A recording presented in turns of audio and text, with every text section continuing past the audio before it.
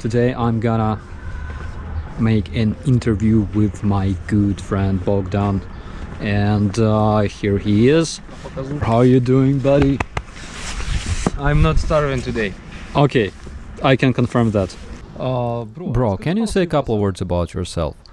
What can I say? I'm just an ordinary guy who decided to serve his motherland when it asked. I got enlisted in 2015 and in 2016 I joined the National Guard. How did you get captured? When did it happen? It happened early in the beginning of the invasion. We were surrounded in the area of the Chernobyl power plant. There we were taken as prisoners and spent 37 more days at the Chernobyl power plant. Then we were taken to Belarus, where we were brought to the basements, and after Belarus we were taken to the Russian Federation, city of Novosibirsk in Bryansk region. The craziest thing about it is that I'm spending years in Ukraine while this bastard managed to travel abroad. There's even more to this because I was born in St. Petersburg, that's why Russia is not a new country to me. But I never thought that this would be exactly the way for me to go to Russia. I thought about arriving on BTR or tank, but nothing is finished yet and Moscow is waiting for us. Tell me which episode of your captivity you will never forget in your life. There were numerous episodes, some of them were very scary. They were scary and the others weren't as scary as those. One of them was really warm, even despite being held in a cold camera.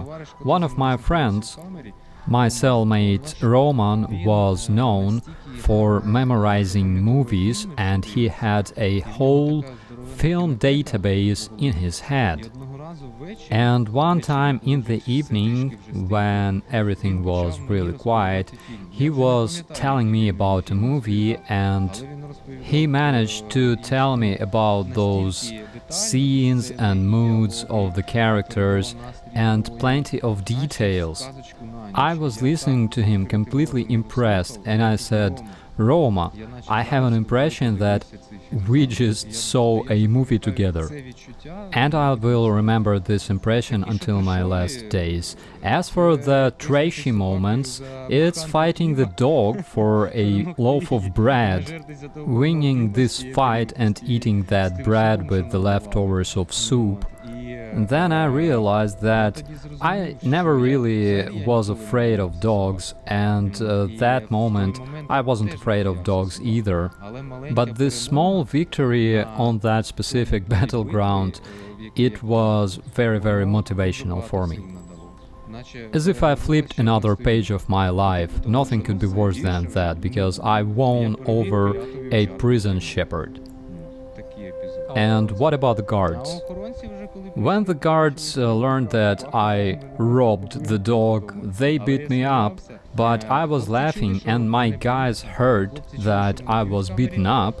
And when I came to our prison cell, I was smiling and I fell down far in the corner. I was smiling, but my friends didn't understand what happened to me because I was just beaten up, but I was laughing. And I said, guys, I ate bread and was beaten up, and they asked me where did I find that bread, and I said, I stole it from a dog. Also, Andrew, one thing I remember is that if you throw plenty of toilet paper into Russian shi, its taste will stay the same. As for the toilet paper, I was secretly adding it to my food, to make it more nutritious, because my friends could think that I was insane. What helped you to hold on? I think I was lucky.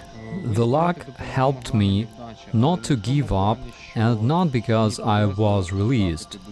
Yes, a lot of people were worried about me. My commanders, as well as our state. I always felt that state cared about us, even despite some people thought otherwise.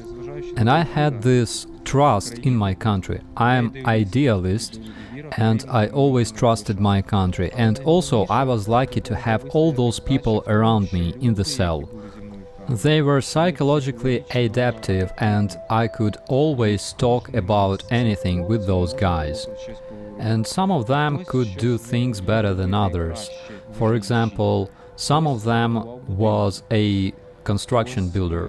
Some of them gathered mushrooms and knew plenty of things about mushrooms.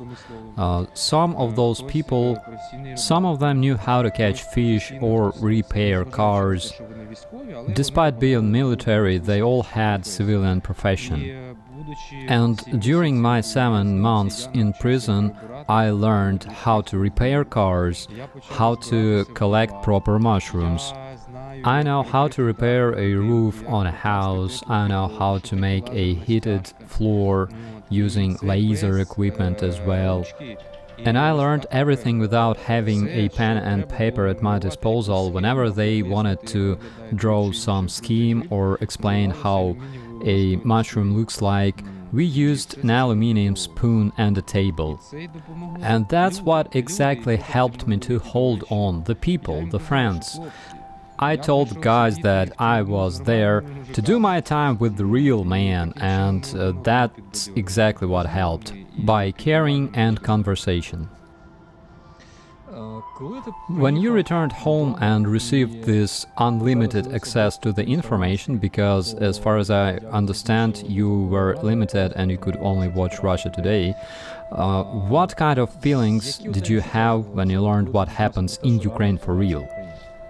I felt really proud for my country, my people, friends, you know, this big feeling of pride for our country. Also pride for our friends from other countries, because I realized that we weren't alone, not like previously when we were just an unknown country in the world, but I understood that we were not alone, and I understood how this modern world works. I learned about democratic values, and I was a big idealist, but now I'm even a bigger one. And I feel really sad for my friends that I have lost. I've heard a lot of familiar names, the names of my fallen friends.